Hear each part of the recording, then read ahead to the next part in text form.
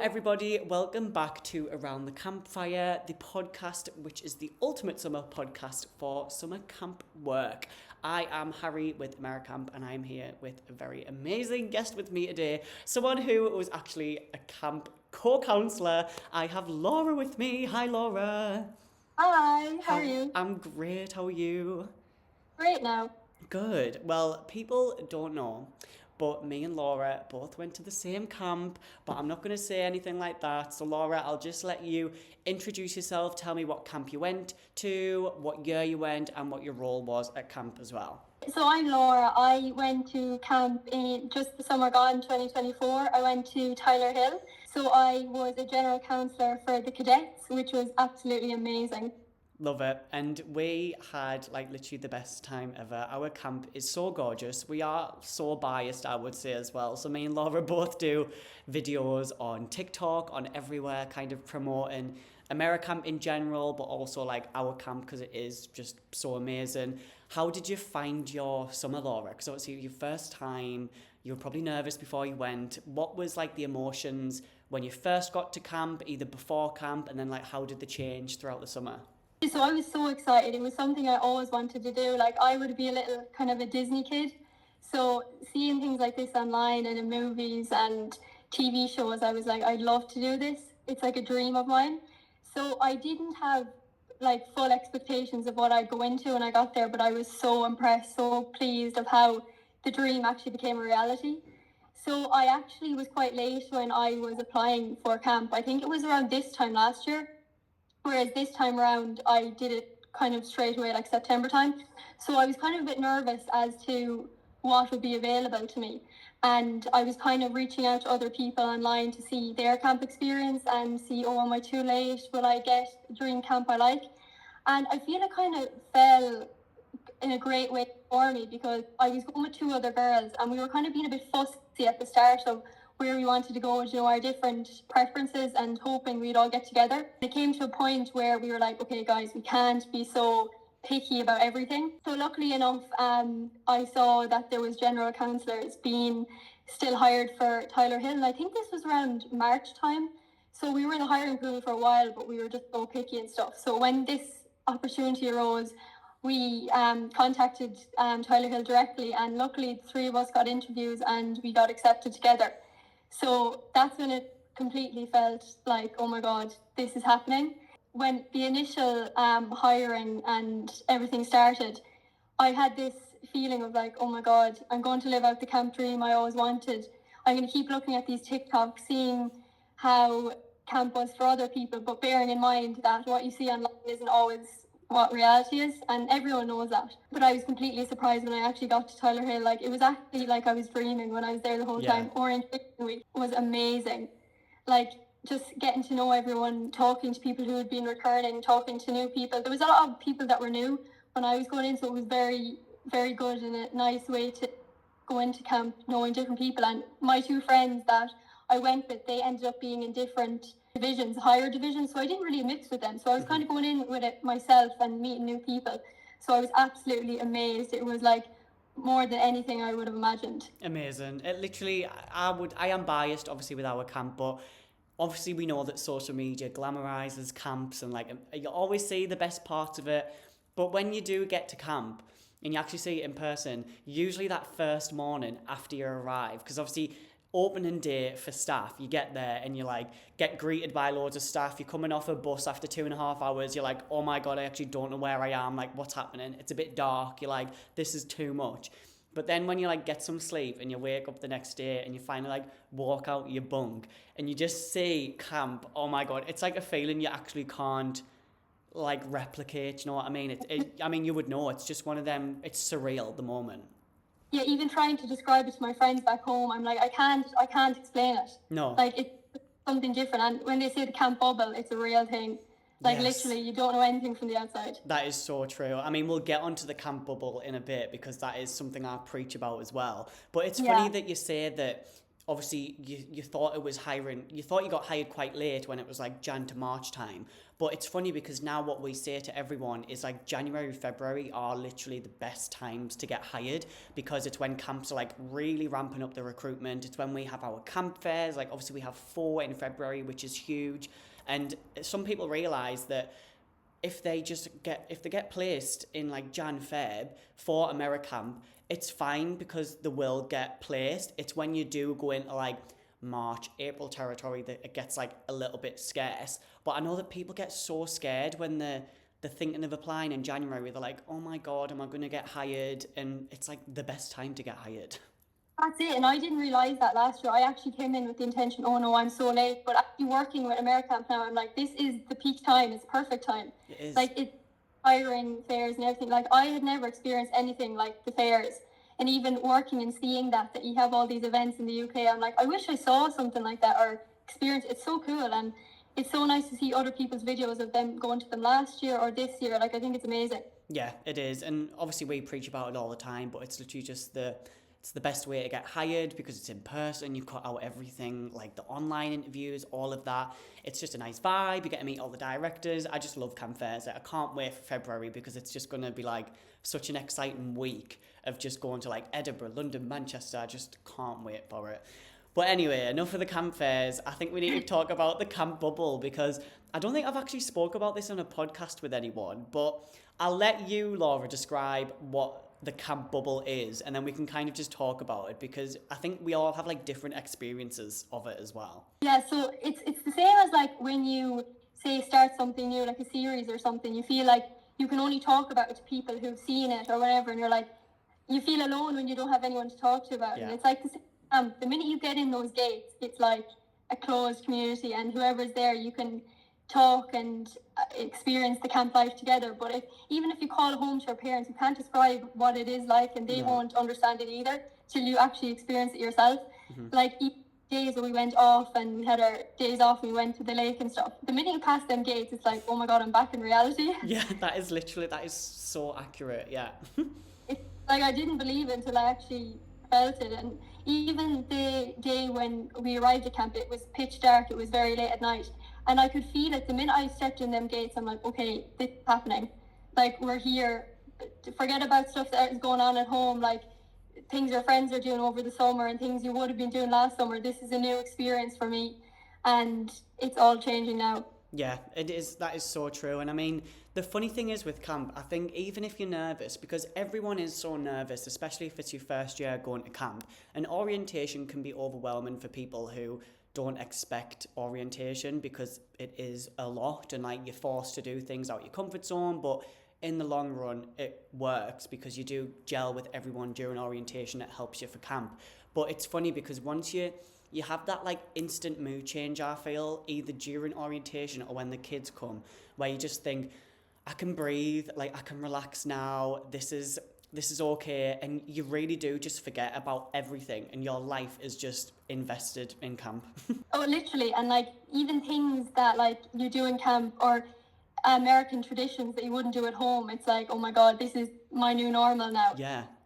Like you can't think of not experience anything like that when you're there. No, I think the biggest stress that I had at camp, I mean, I'll ask you what your biggest stress was as well, but mine was making sure that I was like waking up at the right time.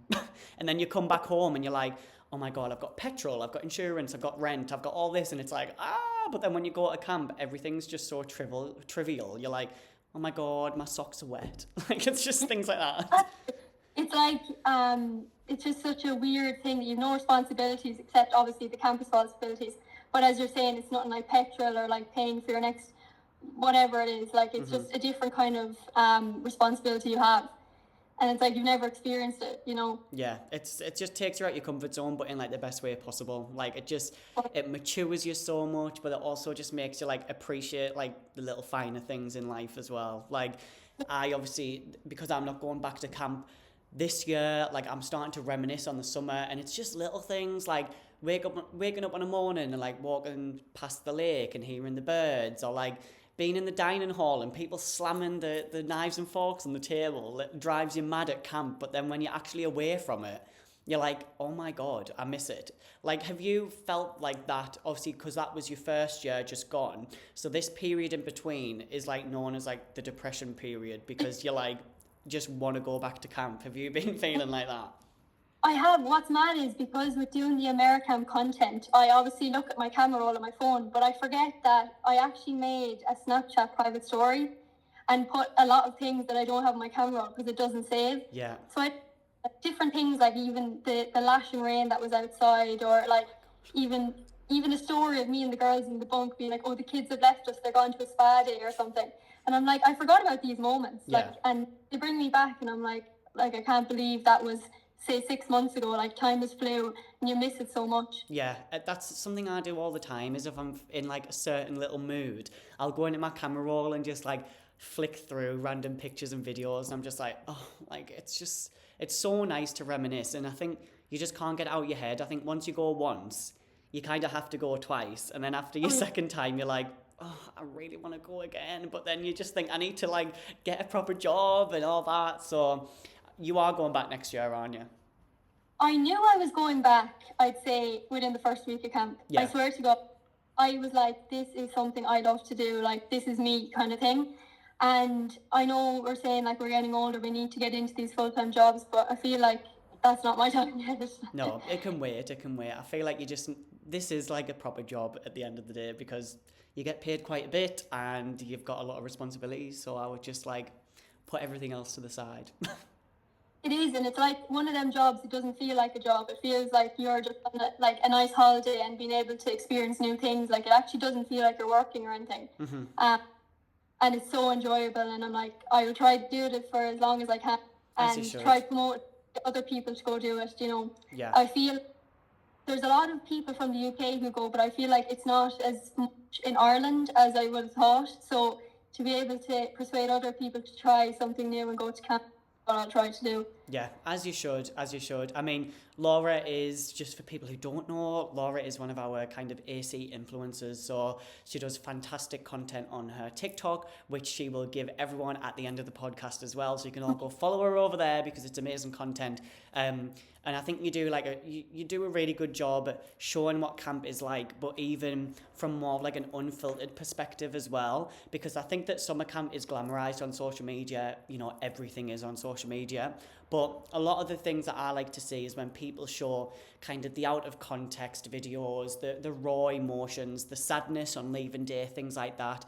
Was there anything at camp when you went your first year, Laura, that you thought, oh my God, like this isn't what I expected? Like, was there anything, not negative so to say, but just kind of raw, something raw that happened when you were at camp? Like, I feel like by looking at videos online prior to going, obviously, as I was saying, it's all perfect picture kind of thing. So I wouldn't have thought too depth into things. Like, even with the kids, like, some will be missing home and you have to, like, be able to step up and be there for them because you're their, like, parents for the few weeks that they don't have their parents. So it's guys like that where you have to think, okay, I need to separate this fun, nice job and look after these kids and be able to say the right thing, especially because they grow up in a different lifestyle to us in ways of, like, not even going to camp or anything, but just different ways of growing up, like in Ireland compared to America, like different lifestyles and stuff. So just being able to like go up for them and stuff, I felt it was something I never really thought about. But yeah, that's it. Like, I didn't feel that, like, a lot of people went through emotions of being sad at camp and missing home, like, say, their own parents at home, but I felt like when I got to camp, like, I didn't really think about home or anything. So, like, that happens to some people, and some people take it a different way and feel that, like, they can't do it anymore or need that motivation to stay and keep going. So I felt like I was able to do that, and even for the kids to keep, like, obviously some of them have been there for years and stuff, whatever age they had started camp, like the kids. So even to be able to give them motivation, say, okay, we have soccer today, I know you don't want to play, but come on, we'll make it a bit fun, and be able to do that. It's just the kids' emotions was kind of hard to picture each day. So being able to step up and be able to help them with that was something I didn't think would be as important, you know? Yeah, it's things that you just really don't expect, that kind of sends you off guard a little bit, because you expect it to be just all like happy days and everything like that. But you know, it is very raw. Like, these are little kids that we're dealing with. Sometimes they don't know how to regulate their emotions, things like that. I think some of the things that we don't expect when you first sign up is you go into a summer camp, but it's not always sunny. And the days when, I mean, we know at Tyler Hill last year, when we had that really bad storm, I mean, everyone was evacuated to the bunks and you could not leave the bunks. It must have been for like 4 or 5 hours, mustn't it? Yeah, and that's a perfect example, because some of the kids just got so spooked. Yeah. And like, even at home, we wouldn't experience something like that. So even to prepare ourselves, to prepare them for what's going to happen. And obviously, like, we had Tammy, who was over all our kids, so she couldn't be in all the bunks at the one time. No. So we're like, where's Tammy, or where is this such a person that we want to help comfort us? So we stepped up to do that kind of thing. And, you know, kind of took their mind off. We played different games, but like, it's something we didn't expect would have happened. No. So it was to push yourself into that situation and be like, right, we need to make sure everyone's calm and feel safe. Yeah, sometimes you just have to like think on your toes, don't you? I think when you're working with children especially, and because you are so responsible for these campers, you just have to think on a whim and just think, right, how am I going to entertain these kids? How am I going to comfort them? Things like that. But there is so many things I think you can talk about when it comes to what isn't really shown on social media. I think a really good point that I always try and put across is my first year, I'm like a really confident person. Like, I'm an extroverted person. I think I can make friends with anyone. In my first year, when I went to camp, when we all got put in our orientation bunks during orientation, I've never been in such a like male-dominated place before, and especially living with just like so many boys, I was like just a little bit introverted, and I was like, oh, this is a bit strange. And when all the boys would go play football and do all that, I was kind of just left there being like, what am I going to do? And I really questioned myself in the first week of orientation, thinking, have I actually made the right decision? And then it wasn't until one of the big orientation events, Tight and Bright, which we did in 2024 as well. And I remember I said to everyone, listen, boys, I've got loads of glitter and sparkles and loads of random stuff. If you want to like dress yourself up, just come see me, and then like we can get all ready together. And so many of the lads came up to me my first year being like, yes, I need some glitter, I need some glitter. And I just remember after that event, all my nerves just went. And I said, why am I stressing? Because this is such an inclusive and like thoughtful community that you can 100% be yourself without like any judgment whatsoever. That's it though, because when you go into it first, you're like, oh my God, it's all different personalities. We're all from different places. Will we have stuff in common? But it's something like you're saying, people looking for the glitter and stuff. That's how you start the conversation, and be able to like, you know, talk and be like, okay, like we actually get on and I feel more comfortable around you. It's that initial conversation. But as you're saying, you're very extroverted. So would I be actually. And it's walking up to these people, like say with that exact activity you did, mine would have been, do you remember the clock activity we did? And yes, you had to find someone for like a meeting at 5 o'clock. I felt like that was my time to be like, okay, I'll walk up to this person. I haven't talked to this person yet. Yeah. That was the activity that made it for me, I think, anyways. Do you know, because you were able to just have the little conversation, be like, are you free at 7? They're like, no, and then you'd move on to the next person. Mm-hmm. So like a little icebreaker. And that is why orientation is just so important, isn't it? Because if you are so extroverted, when you go to camp, it's going to shift you upside down and you're going to question if this is for you.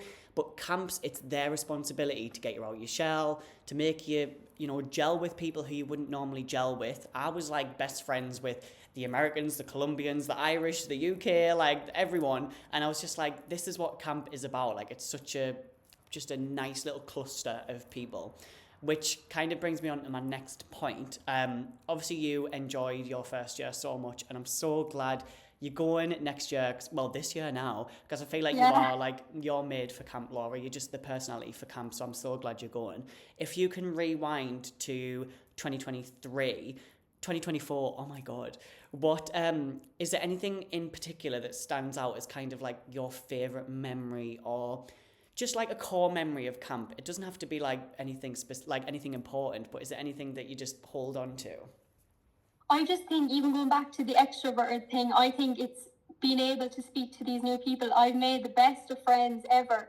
And I'm so glad for that as well, because I feel some people felt that they would stick to the people they had arrived with and wouldn't be able to branch out as much, especially people that were maybe an activity specialists.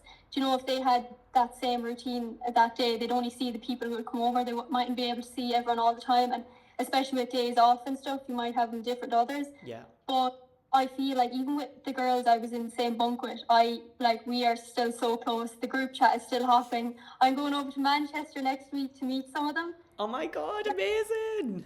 First meet up since America, and I'm so delighted. I said I'll come over to you and we'll have a night out in Manchester, so I'm so excited. So it's even just keeping that, chatting all the time, and even someone puts up an Instagram story, text them and say, "Oh, you look fab," or like things like that. It's just to keep the constant communication, especially even people who aren't returning.